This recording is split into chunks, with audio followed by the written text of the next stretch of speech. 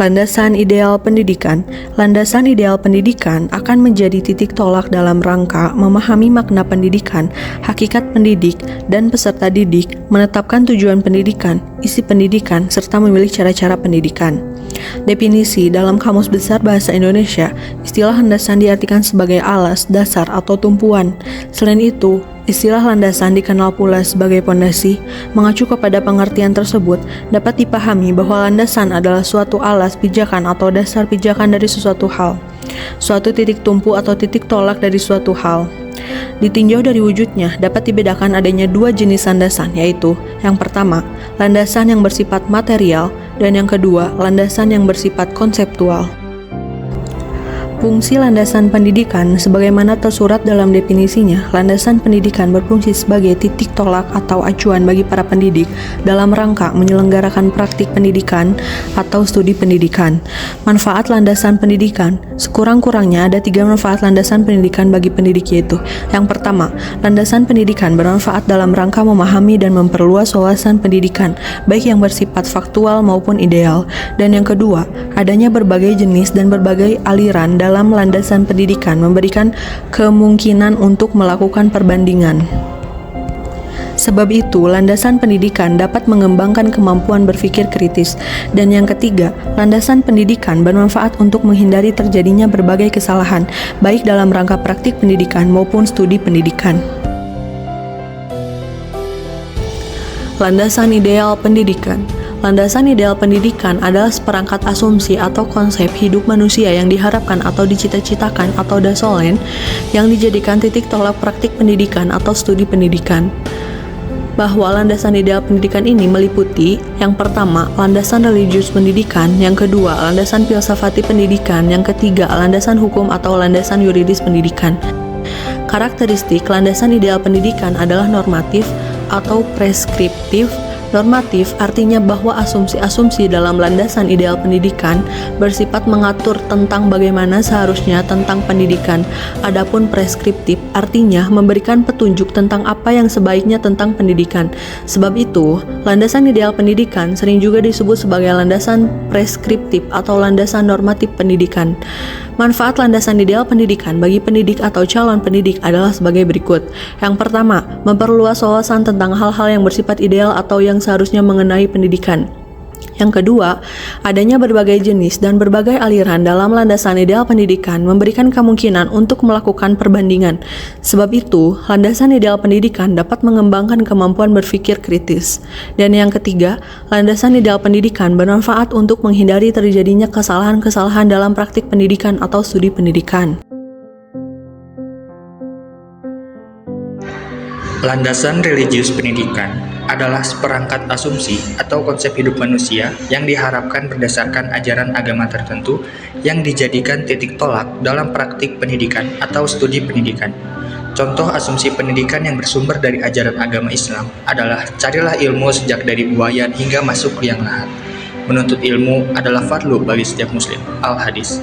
Bertitik tolak kepada hadis tadi, maka bagi setiap muslim bahwa belajar atau melaksanakan pendidikan sepanjang hayat merupakan suatu kewajiban. Karakteristik landasan religius pendidikan tidak hanya bersifat normatif atau perspektif, tetapi juga bersifat imperatif, yang artinya landasan pendidikan religius ini mewajibkan tentang sesuatu berkenaan dengan pendidikan. Jenis-jenis religius pendidikan. Menurut Mudia Harjo 1995, 63-64 mengidentifikasi landasan religius pendidikan menjadi 3 jenis, yaitu 1. Landasan sosio-religius pendidikan, 2. Landasan penghayatan religius pendidikan, 3. Landasan ideal religius pendidikan. Menurut Mudia Harjo 1995, lebih lanjut menjelaskan bahwa landasan sosio-religius pada dasarnya termasuk landasan antropologis pendidikan yang tergolong landasan sosial. Landasan penghayatan religius pendidikan juga termasuk landasan antropologis pendidikan, namun tergolong landasan intelektual. Sedangkan yang tergolong ke dalam landasan ideal pendidikan yaitu landasan ideal religius pendidikan, landasan sosio-religius pendidikan berkenaan dengan kondisi nyata.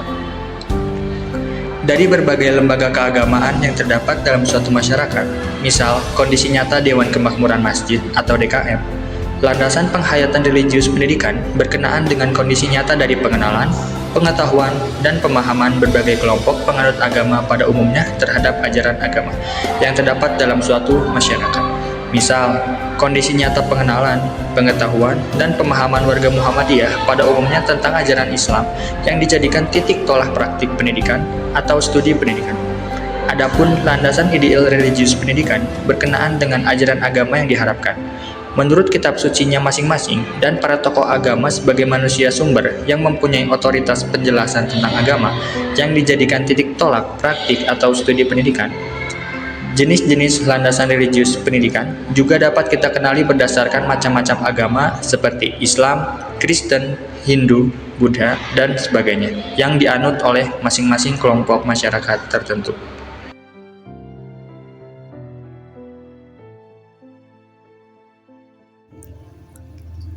Landasan filsafati pendidikan adalah seperangkat asumsi yang bersumber dari filsafat yang disarankan dijadikan titik tolak dalam rangka praktik pendidikan dan studi pendidikan.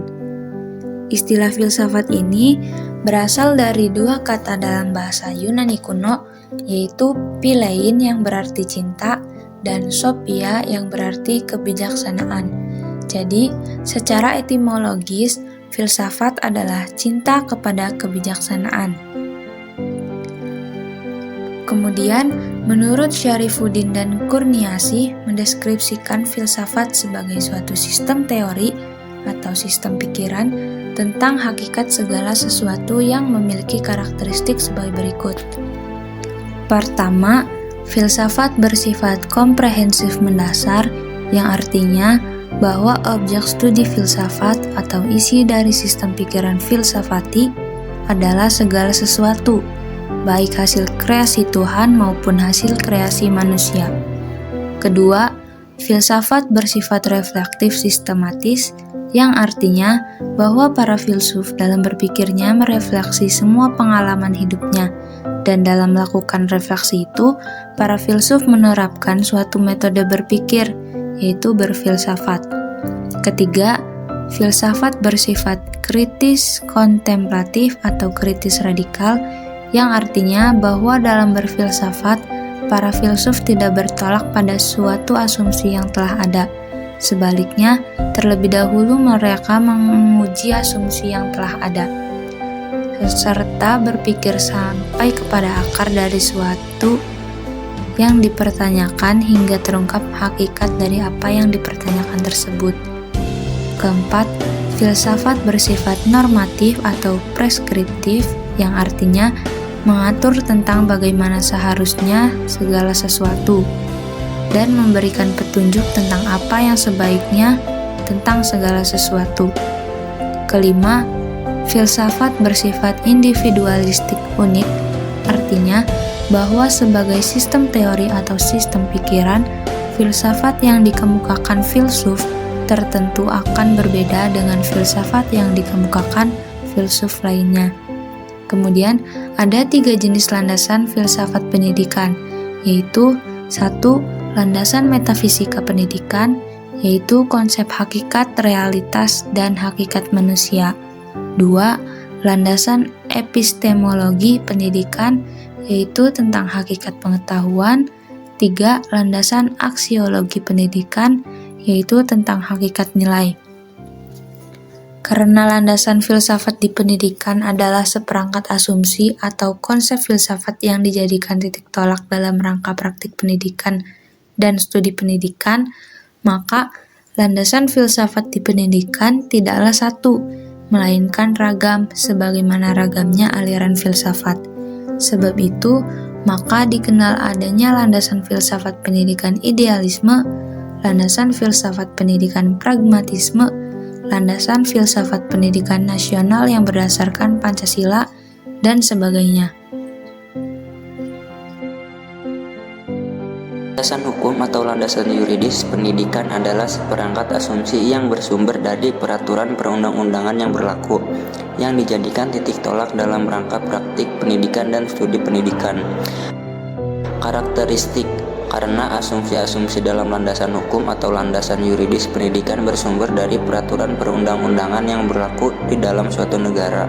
Maka landasan hukum atau landasan yuridis pendidikan tidak hanya bersifat normatif atau preskriptif, tetapi juga imperatif.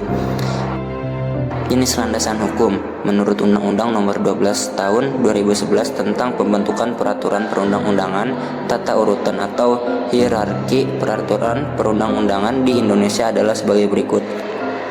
Yang pertama, Undang-Undang Dasar Negara Republik Indonesia tahun 1945. Yang kedua, Ketetapan Majelis Permusyawaratan Rakyat.